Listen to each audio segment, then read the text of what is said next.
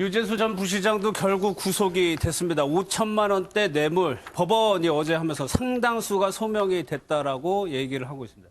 박진영 전 대변인 이 부분 한번 여쭤볼게요. 구속이 됐어요. 결국 이 혐의로. 그런데 이 혐의가 민정수석실 감찰에 의해서도 어느 정도 포착이 된 사건이었고. 네네네. 그럼 당시에 일단 감찰은 실패했다. 이렇게 봐도 되는 건가요? 그 당시에 그 김태우 감찰수사관이 이야기를 했지 않습니까? 김태우 감찰수사관이 제가 알기로 한 5급이나 6급 정도 될 겁니다. 예. 종합적인 보고서를 볼 수 있는 위치가 아닙니다.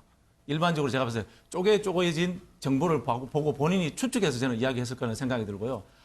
저도 사실은 유재수 부시장에 대해서 이야기를 들은 바가 있는데요. 예. 아마 조국 장관이 개인의 프라이버시에 해당되기 때문에 그냥 수사를 종결했다라고 뭐 이렇게 이야기를 한 걸로 알고 있는데 예.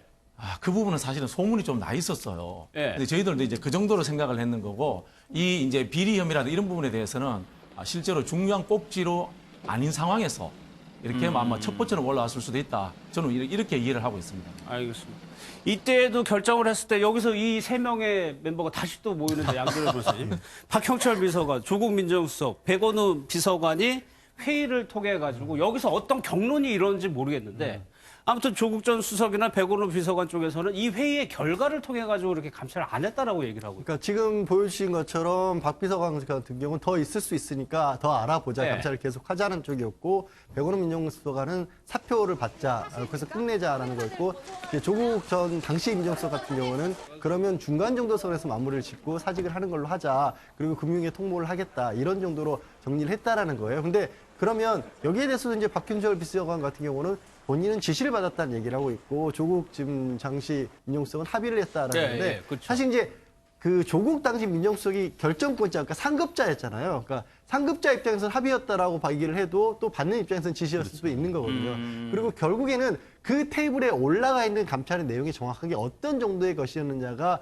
이게 부적절했냐 적절했냐를 알아볼 수 있는 거고, 왜 제가 이제 단순히 지시라는 것만 하나 가지고 이걸 바로 뭔가 문제가 있다고 보기 어려운 것 중에 하나는 네. 박형철 반부 비서관 같은 경우도 이게 설령 그게 지시였다고 할지라도 정말 잘못된 것이었다면 지시 따랐다는 것 자체가 본인도 부담이 있는 거거든요. 예. 그러니까 여기서 내부 고발을 하고 밖으로 나와서 뭔가 하는 얘기가 아니라고 한다면 예. 그 당시에서 명백한 불법적인 부분이 있었는데 내가 지시여서 어쩔 수 없이 했다, 이런 진술을 하진 않았을 것이거든요. 예. 그래서 말씀드린 것처럼 그날 회의를 했다라면 과연 어느 정도의 감찰 결과가 있었고 그걸 가지고 그러면 사직 처리하게 게 적당했느냐를 따져봐야 될 겁니다. 일단 검찰에서는 박형철 비서관까지는 조사를 했다는 것 같아요. 이제 백원우 비서관이랑 조국 전 수석도 이제 이 부분에 대해서 조사를 받을 것 같은데, 이게 조 전 장관 일과 좀 수사 관련해서 좀 재밌는 부분이 최진현 변호사님, 이 부분입니다. 제가 여쭤보고 싶은 거는 진술 거부했어요, 조국 전 장관은. 근데 딸과 아들도 조사를 했을 때 진술 거부를 했다라는 거는 어느 정도 가족끼리 좀 공감대가 형성이 됐다라는 거잖아요. 그 말씀 전에 모든 가족이 사실상 피의자로 조사를 받고 있는 것이 아닌가 하는 생각입니다.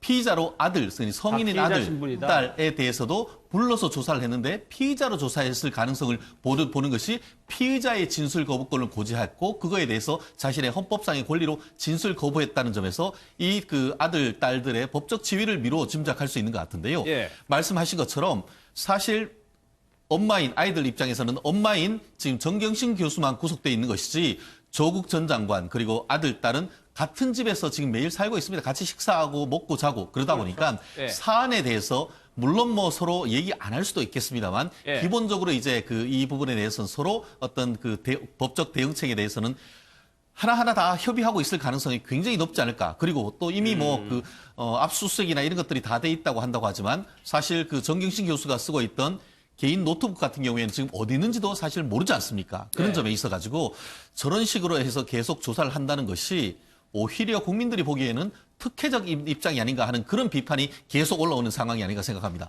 알겠습니다. 박정희 의원님 하나 여쭤볼게요. 이 부분이 지금 제 자체적인 회의를 통해 가지고 결론을 낸 거라면 그럴 이유는 없겠지만 이게 더 윗선으로 더 확대되는 거 아니냐는 좀 우려도 나오고 있거든요. 그건 말이 안 되죠. 윗선이 누굽니까, 그러면은. 요 식으로 결론이 이 상황에서 윗선을 움직이면 말이 안 되는 상황인 것 같고요. 예.